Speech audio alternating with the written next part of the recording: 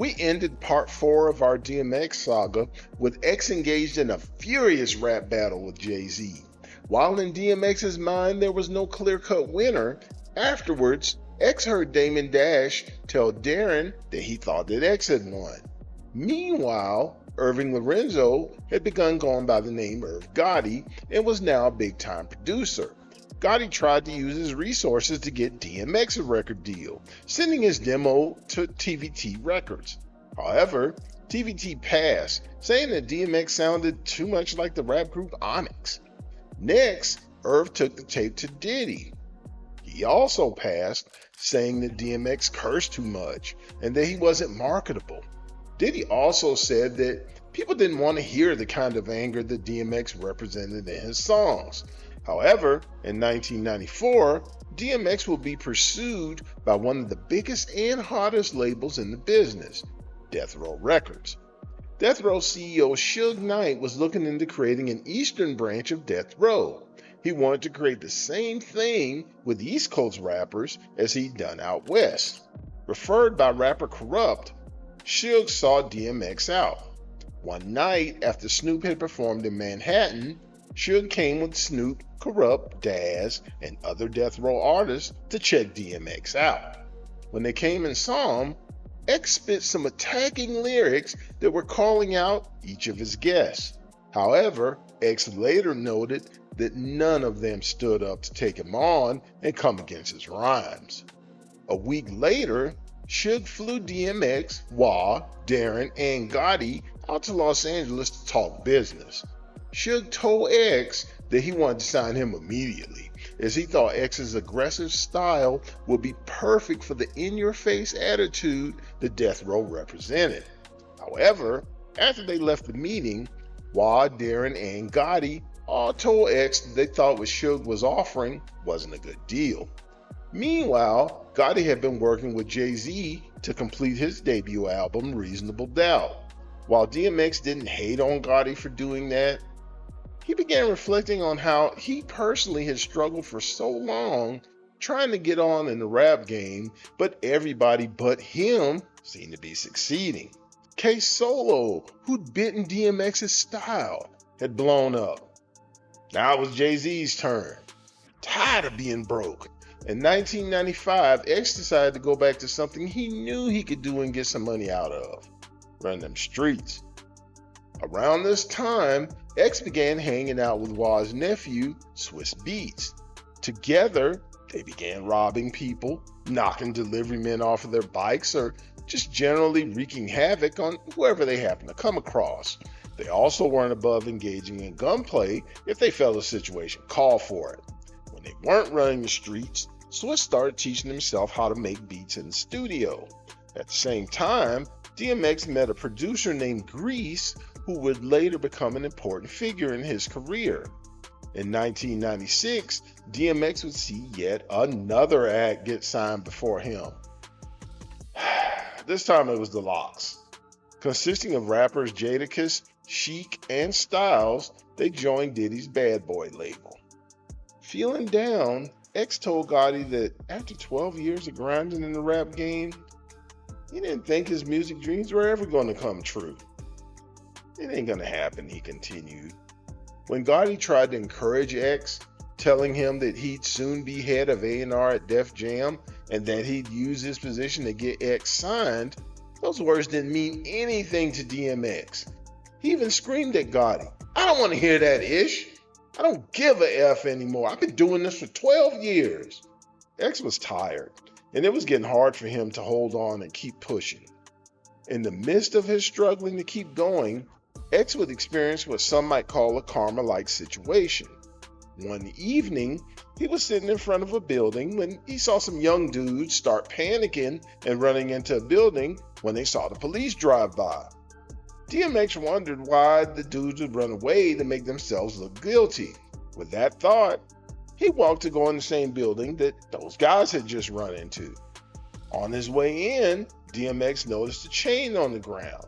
It was a herringbone chain, and DMX was broke, so finding that was perfect timing. Thinking that he could get some money for it, he picked up the chain and he put it in his sock. After he did that, He hung around the building, and a little bit later, his friend Purcell came and started hanging out with him. After a few minutes, those young dudes came back outside. Seeing DMX and Purcell, they walked over to them. "Yo, I lost my chain," one of them said. X didn't respond. In his mind, lost property was fair game. "You sure one of you N-words ain't got it?" the boy continued. Later, DMX reflected that they probably knew about his reputation for robbing people, so they started to get angry. However, X was unfazed by all that. He and Purcell just got up and left, and Purcell dropped X off at the Slow Bomb Projects. There, X was able to get $40 for that chain. As he began to leave, he got warned that people were looking for him because they said that he'd robbed a kid for his leather coat and his herringbone chain. X was taken aback. While he would have liked to have that kind of coat, he hadn't seen one of those in a while. Besides, he didn't rob kids. Where'd they get that from? Adamant that he hadn't done anything wrong, DMX wanted to prove it by sitting where he was and waiting for those guys to show up and find him. And he didn't have to wait long. Soon, the boy, along with his dad and 3 of his older cousins, rolled up on DMX. Again, X pleaded his innocence. He told them that he'd found the chain and he'd even show him where he found it at. Bart's father wasn't trying to hear all that. He didn't care. He had his son verify that X was the one that stole his chain. The boy said that X was the one and that he was wearing the same jacket as before. Right after that, 2 guys grabbed DMX from behind and the boy's father punched X straight in his chest. Then he kept on hitting X until X fell to the ground. Then the entire group began kicking X over and over till he couldn't even protect himself anymore. Seeing what was happening, other people in the neighborhood joined in the beatdown, getting their licks in too. Perhaps they were people who X had wronged, and they were taking their chance to get even with him. After this had gone on for some time, DMX heard sirens in the distance and was able to get away from the mob. The ambulance eventually found him blocks away from where he'd been attacked, laying in the street in the pool of his own blood. After being in the emergency room for about 6 hours, he was sent home. The hospital told him that there was nothing wrong with him. However, 3 days later, it was getting harder for DMX to breathe, and he was still bleeding internally. When he looked in the mirror, one side of his jaw was hanging lower than the other.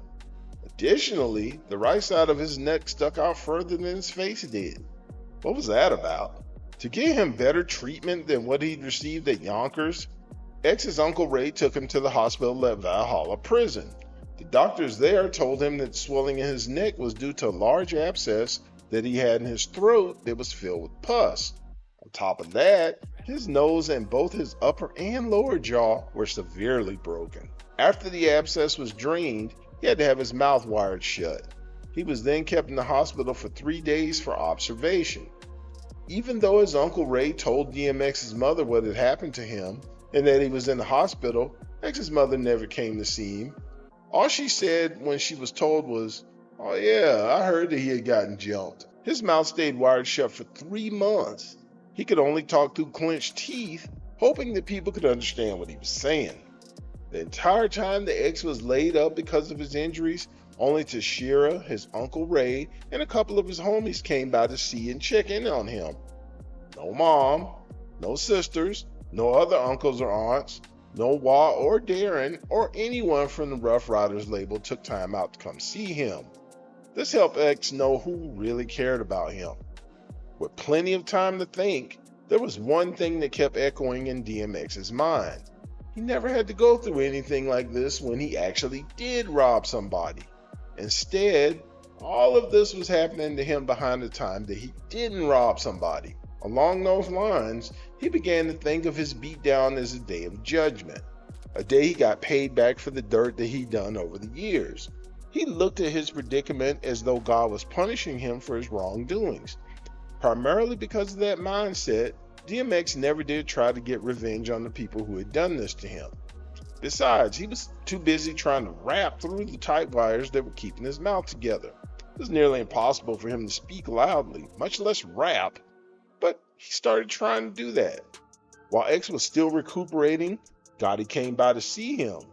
By that point, Gotti was now part of A&R at Def Jam. Ever since he'd gotten that gig, he told anyone there who would listen to him that they needed to sign DMX. However, they didn't listen to him, and they told Gotti, you need to focus on current acts already on the label, like Foxy Brown. That's what you need to be doing. Gotti shot back that X was the type of artist that could change Def Jam's image for the better.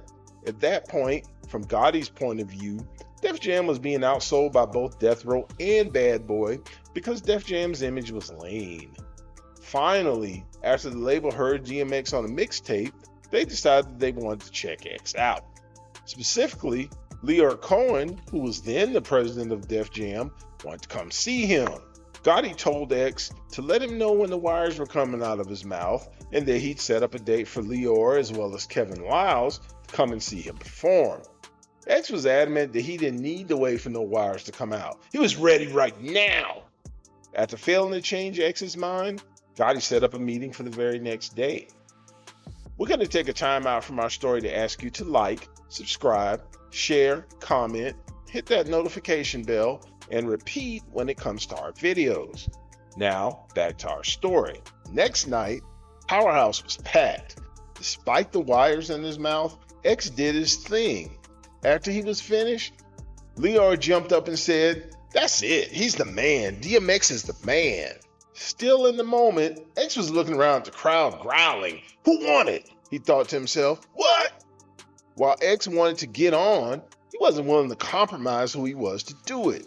At the time, Diddy and Bad Boy were hot. They were doing things like dancing and wearing shiny clothes that X wanted no part of. While he wasn't hating on it, that stuff just wasn't his style. He didn't have to worry about that. Being himself is exactly what Leor had in mind for DMX. He didn't want to change a thing about what he was doing. It was on. Prior to his debut album being released, DMX was generating heat based on some guest appearances he'd made on some singles. LL Cool J's 4321, The Lox's Money, Power, Respect, Cameron's Pull It, and Mace's 24 Hours to Live were all getting played on the radio, exposing listeners to DMX's style.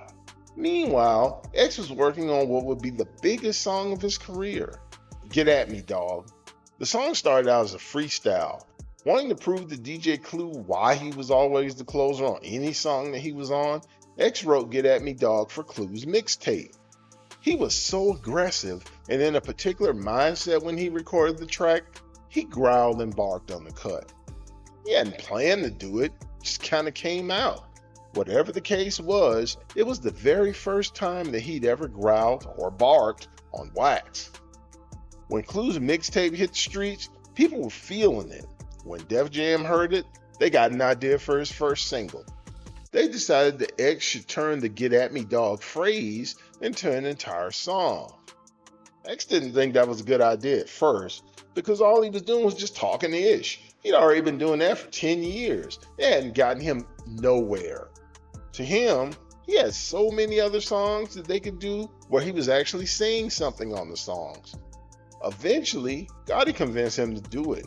With Sheik from the Lox providing the hook and Grease on the beat, they put together the song that blew up when it hit the radio. For DMX though, none of the success of the song felt real until he got his first check from Def Jam. He saw that that check was for $15,000. He became a believer. To avoid cashing a check that big at a check cashing joint, DMX's Uncle Ray helped him get his very first driver's license as well as his Social Security card. The first thing he bought with the money was a chain, which is a far cry from stealing them like he usually did. Next, he got some Reebok DMXs for himself, and he also bought a used Honda Civic for $2,500. He gave the rest of the money to Tashira. X and Tashira was still living in the projects at the time. Everybody in the hood was happy for X finally making it big on the radio. Every night, people were hanging out in front of the building, waiting to hear from DMX what he was going to do next. Then they wanted to hang out and smoke weed with him. Then all of a sudden, random women wanted him to come up to their apartment just for a minute. After about a month of all this, DMX began to see it for what it was. Nobody wanted to do any of those things with him until he'd hit a lick. To get away from it all, he, Tashira, and Xavier left almost everything they owned in the apartment, left in the middle of the night, and moved from New York to New Jersey. DMX released his debut album, It's Dark and Hell is Hot, on May 19, 1998. The album sold over 250,000 copies in the first week, featuring the singles Get At Me Dog, Stop Being Greedy, Rough Riders Anthem, and How's It Going Down. The album would eventually go 4 times platinum. The year 1998 would continue to be a big year for DMX. It would even find him doing something that he never had an interest in doing before, acting. One night, Gotti introduced X to a friend of his named Al Mundy. At the same time, Gotti told X that Hype Williams was making a movie based on Monday's life. However, Williams was struggling to find an actor who was right for the role. After Williams talked to DMX about the character and had him audition for it, X won the lead role in the movie Belly. On top of that, DMX's second album, Flesh of My Flesh, Blood of My Blood, was released on December 22, 1998. Just like his first album, it debuted at number 1, which allowed X to become the first artist in music history to release 2 albums in the same year that both debuted at number 1. Before X left to go on tour, Tashira told him what was what. "Earl, I'm letting you know we're getting married when you come home," she informed him. "I'll take care of all the arrangements while you're working, but we're getting married." Earl knew that Tashira loved him more than anyone else in the world. Besides that, he also felt in his heart and his mind that he'd already been married to her for years, so he didn't resist what she was saying. And so it was that the date was set for Earl and Tashira to get married in 1999. While Tashira didn't insist that Earl wear a suit, he knew that Tashira would be looking good, so he wanted to look good too. To make that happen, all 7 of his best men put it on a white Versace suit for Earl. Looking in the mirror, even though he wasn't a suit and tie guy at all, he had to admit he looked damn good. DMX's third album, And Then There Was X, was released in December of 1999. It would be his 3rd consecutive album to debut at number 1, as it ultimately would go 5 times platinum. He'd keep the streak of number 1 releases going with the album The Great Depression in October of 2001. Featuring the singles I Miss You, We Right Here, and Who We Be, the album went platinum. His 2003 release Grand Champ would be X's final album to debut at number 1. Meanwhile, DMX continued to be a presence in movies, starring in Romeo Must Die with Jet Li and Aaliyah, and in Exit Wounds with Steven Seagal in 2001. Later, he reunited with Jet Li in the movie Cradle to the Grave. From this point forward, DMX's life would be filled with drama as well as controversy. His struggles with addiction were still an issue, and he also began having more problems with the law. There were legal issues involving animal cruelty, driving without a license, parole violation, reckless driving, tax evasion, and theft. Some of these issues would lead to more prison time for X. On top of all that, questions about his mental health were becoming more widespread. Many people wondered whether he had bipolar disorder. In 2013, X was arrested for DUI as well as not having a driver's license. Mere days later, he filed bankruptcy. While he had less than $50,000 in assets, DMX claimed to have debts totaling anywhere from $1 million to $10 million. Included in his debt was over $1 million in child support. In 2016, suffering from a Ritalin overdose, DMX collapsed in the parking lot of a hotel. Paramedics had to inject him with an anti-opioid to revive him. In 2017, he had to cancel some shows in order to go into drug rehab. In 2018, he was prosecuted for tax evasion, as he owed $1.7 million in unpaid taxes from 2002 to 2005. He also hadn't filed taxes from 2010 to 2015. With the judge calling DMX's tax fraud both brazen and blatant, he was sentenced to 1 year in prison, getting released in 2019. After being released, he once again entered rehab. While DMX would have 4 children with Tashira before they divorced in 2014, ultimately he had 11 other children with 8 other women. His oldest child, his 20-year-old son Xavier, would be the focus of DMX's appearance on the TV show Iyanla, Fix My Life. The reason for X's appearance on the show in 2013 was to try and reconnect with Xavier, who at that point hadn't been in contact with his father in about a year and a half. Initially, DMX was happy to see his son and giving him several big hugs when he saw him. He even gave Xavier kisses on the cheek, which brought both men to tears. Eventually, though, DMX became angry with everyone on the show. When talking to Xavier, DMX became extremely angry numerous times because he felt that Iyanla was interrupting his attempts to talk to his son. He responded to this by cursing at her time and time again. Speaking to his father cautiously, prompted by Iyanla to ask for what he wanted from his father, Xavier told DMX that he wanted a relationship with him, but he also wanted him to be drug-free. This caused DMX to become defensive and saying that he would never put conditions on his love for his son. Having said that, X wouldn't allow his son to put conditions on him. X then concluded their conversation by telling his son, "I guess I'll see you at my funeral then." He then tried to get his son to hug him, who at that point was struggling to avoid breaking down in tears. Iyanla, sitting directly behind Xavier, told him that he didn't have to hug his father if he didn't want to. Once again, this angered DMX, who then cursed at Iyanla one final time, telling her "F you," then left the room. After the show, DMX regretted appearing on it, feeling like he'd been exploited for ratings and wasn't helped at all during his appearance. In early 2021, DMX's turbulent life was nearing its end. On the evening of April 2, 2021, DMX was rushed to the hospital after suffering a heart attack at home. He suffered cerebral hypoxia as paramedics worked to resuscitate him for a half hour. As a result, he was put on life support but was in a vegetative state as he had no brain activity. On April 9, 2021, DMX's suffering was over as he was pronounced dead at only 50 years old.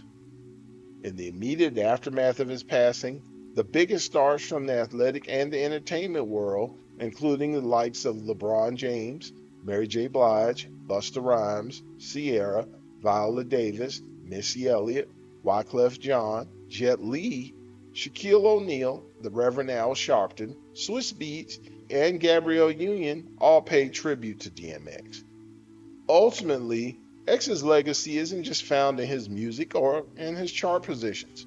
It's also found in how real he was while performing that music. He was a man who wasn't afraid for people to see the real him, warts and all. He also was a man who stumbled and fell, but kept getting up. He refused to stop looking for something that always seemed to be just out of his reach. That could be why DMX resonated with so many people, even ones who weren't fans of rap music. He never pretended to be a hero or something he wasn't. He only tried to be honest with both his actions as well as his music. Finally, DMX was living proof that while pain could break you, it could also shape you. X used his pain to become one of the legends of rap music. Thank you all for checking out our video and for taking this journey through the life of DMX with us. We hope you enjoyed it, and be on the lookout for our next video highlighting another artist that we hope you'll like. If you didn't get a chance to check out all of the episodes of DMX, please take a look at those and catch up on what you missed. Thanks again, and see you soon.